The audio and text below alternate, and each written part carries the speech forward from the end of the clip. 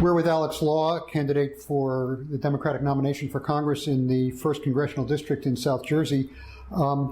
Thank you for agreeing to speak with Blue Jersey, Alex. Let me first ask you, since we've talked about some of the issues before in a previous interview, let's talk about what happens after you get elected. Your first week in Congress, are there specific issues that you want to concentrate on, realizing that you can't get everything done as a freshman congressman in the minority the first week? Where do you plan on concentrating? Well, first, like you said, I'm really excited to be here. I follow Blue Jersey. I participate on the Facebook page. So this is a real treat to get to talk with this audience again. And first, I'd like to say I'm not convinced yet that it will necessarily be a minority. I think if we can see Bernie Sanders as the candidate for president, I think his candidacy will bring a lot of progressives and maybe a change in the majority in Congress. But if it is a minority, when I'm elected, like is on all of our literature that we hand out, some of the issues that are really important to me, things like campaign finance reform, things like student loan reform, would be things I would jump on immediately. Now, with campaign finance reform, I realized that a constitutional amendment to deal with Citizens United is something that takes years, but there are things that we can do, like the pay-to-play legislation that Seattle recently passed, looking at a version of that on a federal level that we could possibly get done,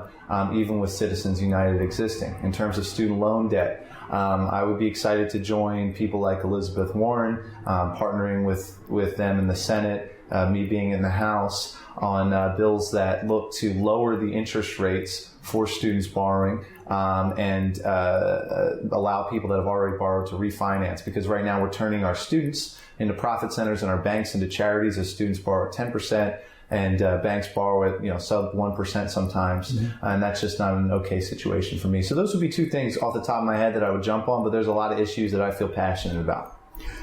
When you're elected, I know that as a freshman you don't have a lot of say, but what committees would you like to be put on once you go to Washington?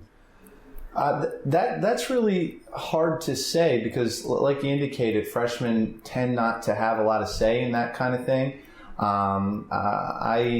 What I'm excited about when I get to Congress, right now, Mr. Norcross, representing this district, has voted with Republicans more than anyone else in the New Jersey delegation. And I care a whole lot less about what committees I'm on and care a lot about making sure that my vote as a representative of this district and the bills that I bring forward actually represent the democratic values that this district with 172,000 Democrats and only 60,000 Republicans really believe in. So that's what I'm excited about. I don't have a particular choice in terms of committee, at least at this point. I'm focused on winning this election, getting the 20,000 votes that we need to win. Do you have a role model of a first-term congressperson that you might want to follow? I do have role models in Congress. Someone that I admire greatly, someone that I've spoken with, and he's given us advice for this election, is Alan Grayson in Florida. And I know he's running for Senate right now, and I'm wishing him all the best. But I think he really embodies a lot of what progressivism in America should really look to be, being very intelligent, very sharp on the issues, and sort of leading a progressive coalition in Congress. Historically, my hero was always Bobby Kennedy in 1968, and I understand that's not a congressional person, but what I admired about that campaign, and when I read about it in history books, when I study it, is the real human compassion that seemed to be apparent in that run, and that's something that I'm really going to look to bake into anything that I'm doing in politics. If you get elected and if the Democrats are still in a minority, have you thought about how you would work with the majority and how you might get things done?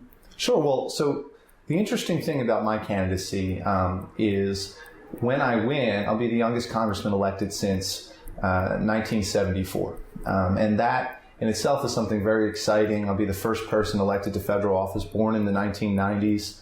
And with that comes a big soapbox, because I'll be the only elected representative from a generation of people that make up over a third of the electorate. And with that, I think I'm going to find a lot of people are going to be interested in working with me. So I am excited to work with Republicans. It's not to say that we need to compromise our progressive values, but it is to say that we need to remember in this country that Democrats and Republicans, we're both fighting towards the same thing. We're both fighting towards making the United States a better place. And I think often that's forgotten, where we're really concerned about how we get to that better place, who has the better path to it. But we need to remember and respect that we're both trying to go towards that same place. And that kind of attitude that I bring to politics, the kind of attitude that I'm candidly speaking my mind and sort of talking about things that I really believe in rather than special interests, rather than who my campaign donors are, I think will resonate with people, not just voters, but also my future peers in Washington. In preparation for this interview, we had asked some Blue Jersey readers to submit some questions, so I'm going to sprinkle some of those questions in as we go along. And the first question comes from a reader by the name of Dan, and I'll read you the question. He says, I'd like to see him give a comprehensive explanation for why he thinks the Norcross machine is ultimately bad for the Democratic Party and CD1. Hopefully his argument is not just, I'm young, because CD1 primary voters sure aren't. Absolutely. And I can tell you our support has come primarily actually from baby boomers. I mean, we have a lot of young people working with us, and we're excited about bringing young people into the political process. But to be honest, most of our support has come from baby boomers, people that have lived here for a long time, understand the issues, understand the Norcross machine, and are excited to see a young person taking on that challenge. Now, to the question, a comprehensive explanation. And if you want a really comprehensive one, I'd suggest you go visit our website, alexlawforcongress.com. You can go all the way to the bottom. There's a section on it, and if you click the link, follow the money, detailed research on all the stuff I'm about to discuss is there with links. Okay, so to me, it's not okay for the Democrats, or really anyone in politics, to use legislative action to enrich themselves, their friends, and their family. To me, that's a moral violation and something I'm not okay with. You look at things like the Economic Opportunity Act, which has sent billions of dollars to Camden supposedly for job growth.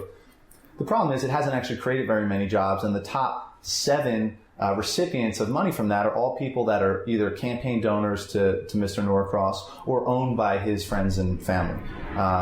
Talking about things like Holtec, people like Cooper, people like Lockheed Martin, etc. Further, if we go through a list of Mr. Norcross's campaign donors and look at people that gave over $1,000, you're going to find that many of those people are also people that have municipal or county contracts. And to me, that kind of pay to play, that kind of, hey, I'll give you some money and you talk to your friends and you make sure we get this contract or that job, is not good for South Jersey. In fact, it's one of the contributing reasons why we have such high property taxes, because municipalities often have to pick the most expensive vendor because they're the machine person. And I'm not okay with that. I think that's bad for South Jersey. I think a lot of people recognize that's bad for South Jersey. Going to actual votes, like I've mentioned earlier, Mr. Norcross has voted with the Republicans more than anyone else in the entire New Jersey delegation that's a Democrat. And on almost every controversial vote, things like Keystone Pipeline, things like the refugee vote, things like the Iran deal, things like the USA Freedom Act, things like the GMO Dark Act, he's voted with Republicans. And that's bad for Democrats here. That's bad for Democrats in New Jersey, and it's bad for all of us. So that's a sort of overview of why I think they're not good. But in this campaign, we try to focus when we're knocking on those 20,000 doors we've knocked on, and when we're talking to people all across the district at farmers markets or on the phone, we try to focus on why this campaign is so exciting, why this campaign is something that you should care about, rather than, oh, the Norcrosses are bad. Yeah, we know they're bad. I think most people realize that. But what we're trying to convince people and what we're trying to show people is why my campaign, why our organization is exciting, why it's bringing a fresh take to politics in South Jersey, and why our ideas are winning ones. On your Facebook page, you had mentioned that you did have an encounter with Mr. Norcross. How did that go? It was fine. Basically, he was having a town hall meeting, and some supporters and I went to it. And outside, we were handing out some literature. We didn't go into the event. We didn't want to disturb the event or disrespect him like that. When he arrived, we talked. I would admit that it was a little awkward because neither of us had a whole lot to say to each other, but we did shake hands. We talked. And that was really the extent of it. It was only a few minutes. Okay. Let's talk about some of the issues that we didn't cover during our first interview back, I believe it was in July. Mm-hmm. And one that is in the news, unfortunately, too often and is really a very polarizing issue is the issue of gun safety. Mm-hmm. When you're elected to Congress, what can you do, what would you do to help alleviate the scourge of gun violence in this nation? Well, I think we're starting to see public opinion, people that might have clung to Second Amendment sort of arguments, starting to shift in that they're seeing this is a problem. They're seeing that people with guns don't stop people with guns from harming other people. I'm looking forward to, when I'm in Congress, supporting legislation that does a couple of things. Something that makes sure we have better mental health care. And that isn't to only frame mental health as an important issue because of gun violence, because it isn't. And it's also not to say that people with mental health are always violent or dangerous. But it is to say that it does contribute to our lack of mental health care in this country does contribute to gun violence. I'd also look to eliminate the gun show loophole because it's just not good. It totally circumvents the process and for a better system of background checks. So I'd look forward to legislation like that. Okay, another question from a Blue Jersey reader, this one from someone by the name of Sandy. Do you support single-payer health care, and what would you do to get this passed into law? I do support it. I think it's important. Right now, the United States, the wealthiest country in the history of the world, has some of the worst broad-based health care in the Western world. It's not okay. We need to do something about it. I think the Affordable Care Act took us in the right direction. I think there's been some problems with implementation of it because of compromises that had to happen to get it passed.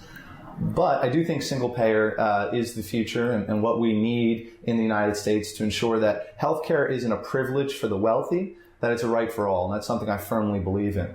What I would do to help get that passed, I'd be happy to co-sponsor or help write legislation on that. And certainly excited to vote for something that one of my future peers does put forward in the Congress.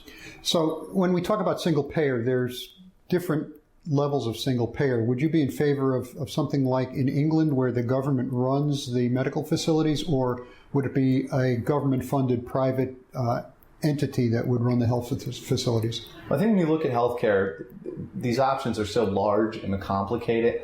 And I'm always, I'm never afraid to say when I don't know enough about something in order to give a good opinion on it. So until I see the legislation, one for a more comprehensive system like England or one with more privatized, I have to think in America probably we'd go towards the latter. But until I see those pieces of legislation, I really can't say with certainty which one I would support. I would be open to either. I think both could be implemented well, but at this point, I'm confident to say that I would support single payer, and how we do it, I think that's yet to be determined. Okay, last questions. If people want to get involved in the campaign or want to find out more about you, where do they go? Yeah, absolutely. So, you can check out our Facebook page. I do a post every single day, facebook.com/AlexLawNJ, similarly on Twitter @AlexLawNJ. We have a ton of information on our website, AlexLawForCongress.com. And I would just encourage you, if you are excited about our campaign and or sick of the Norcross machine, get involved. The only way we change things in this democracy is by walking the walk, getting out there, and being involved in our process of democracy. And we have over 70 volunteers right now helping us. We've knocked on over 20,000 doors. We're going to knock on 50,000 by the end. In the past week, I had a great conversation with former Governor Dukakis, and we have a great new model we're going to be implementing in January leading up to the June 7th election. And we have some big roles that we're excited to fill. So if you want to be involved in that, please reach out to me via the website, and I'll talk with you one-on-one, and we'll figure out if it's a right fit. But we are excited about the grassroots campaign that we're building, and I can't wait for you to be involved. Alex, thank you very much. Thank you so much. Have a great day.